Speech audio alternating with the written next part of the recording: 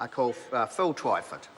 Mr Speaker, my grandmother was fond of saying that if a job's worth doing, it's worth doing properly. And with apologies to my granny, this national government believes that if a problem is worth addressing, it's worth a grudging half measure, because that's what this bill is, sir. It's yet another grudging half measure. Property speculation is rampant in Auckland, and the national government doesn't need the polls, it doesn't need David Farrer and Curia Research to tell it that the Auckland housing market is totally out of control. Average house prices went up 24% in the last 12 months, according to QV. According to QV also, 41% of all mortgage lending in Auckland over the last 12 months went to speculators, 41%. It's absolutely rampant, and it's both foreign and domestic speculators. There's no doubt about that, and everybody in Auckland will tell you that. Under this national government, the policy settings are very clear. And what they say to New Zealanders is, if you want to make a dollar, if you want to get rich in John Key's New Zealand, then become a property speculator. That's what this national government's policies say. They're not interested in the productive economy. They're not interested in people making things, innovating, the goods and services that the rest of the world wants to buy. This national government thinks that we can get wealthy as a country by selling houses to each other. That is one of the defining qualities of this national government over the last 7 years. There's a frenzy of property speculation going on in Auckland at the moment. It is unbelievable. Buying and selling purely for the purposes of capital gain. The New Zealand Herald is full of it. You cannot pick up that newspaper without stories of unbelievable windfall gains made by people buying and selling properties. But this national government doesn't care. They don't care about that, because the members of the National Caucus, including some of those sitting opposite on the national benches, they are multiple owners of residential rental property. That is what they do with their assets. They are big landlords over on the government benches. So they don't want to do anything about this problem. That's why this bill is a pretense. It's a charade. It's not intended to do anything serious about the rampant property speculation in Auckland. And it's not just the fact that the National Party members in this House, so many of them are major landlords with multiple properties. Their donors also are making a killing at the expense of generation rent. And I mentioned in the debate on the bill prior to this one that some national donors who donated $370,000 to the last National Party campaign had amassed $26 million of Auckland property within a few years of being in this country.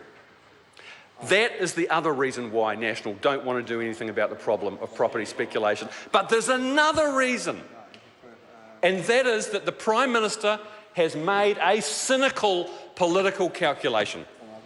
He's happy to see house prices go through the roof in Auckland because he believes there's enough votes to be harvested from Auckland homeowners who are happy to see their paper wealth increase day on day. He's made that cynical calculation that he can get more votes from those people than the other half of the Auckland population who are renters. A whole generation of young Aucklanders who will never ever own a home of their own in Auckland unless these policies change and unless this government is replaced. And that is at the heart of this government's policy. They don't want to do anything about the flood of foreign money that is pumping up Auckland house prices. They don't want to do anything about the flick merchants who are buying and selling houses and bidding up prices excuse me, beyond the reach of ordinary Kiwi first home buyers. They don't want to do it because they are the party of speculators and land bankers. They are not a party that stands, as we do on this side of the House, on the side of young Kiwi first home buyers. And in a nutshell, Mr Speaker, that is the difference between National and Labor, between the government and the opposition parties.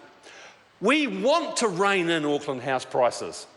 We believe that the dream, the Kiwi dream of affordable home ownership actually stands for something. And that is why, when the government changes, we will do something about it. We will crack down on speculators. Unlike this pathetic, derisory little bill, which won't make a blind bit of difference, we will do something about property speculation.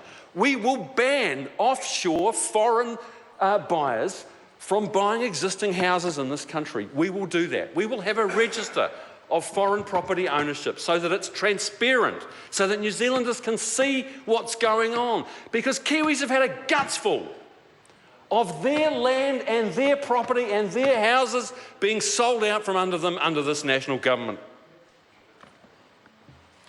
This bill, Mr. Speaker, implements the so-called bright line test. It requires that anyone buying and selling residential property within a 2-year period will pay tax. But if the government was serious about this problem, if they wanted to do something more than this insubstantial bill, they so easily could have. Treasury's own calculations are that this will net $5 million, that's all. John Shewan, one of the government's most trusted tax advisors, said after the policy was announced that it would have little impact on house prices. He said it would not deter property speculators. And it's plain, because it's plain for everybody to see, because there's a loophole a mile wide at the heart of this bill.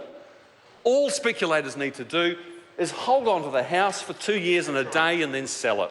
For goodness sake, just be real with New Zealanders, front up and admit you don't want to do anything about this. When I say you, I'm talking about the National Party members.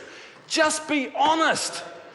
Give up with these pretences, these media stunts, these half-hearted, grudging measures that the national government announces day after day.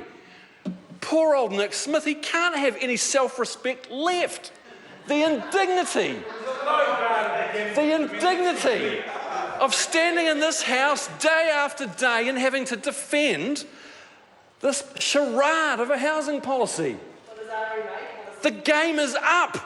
No one believes this national government anymore.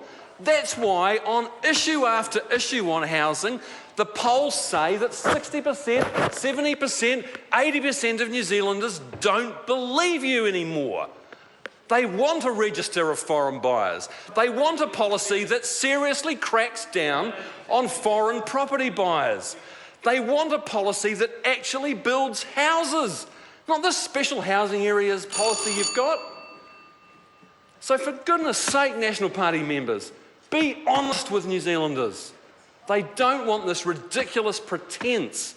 One announcement, one bill after another that's simply designed to convey the impression that you're doing something.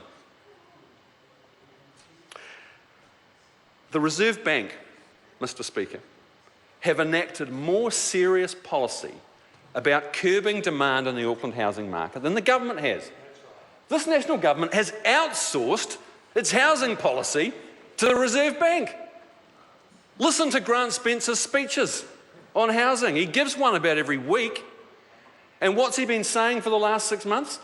The government hasn't done enough about the shortage of Auckland housing. Speculators are a major problem. Just read his speeches. Don't take my word for it.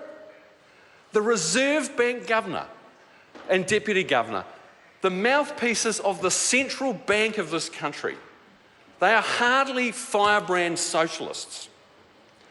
They are saying week after week, time after time, that this government's housing policy has failed. It falls woefully short.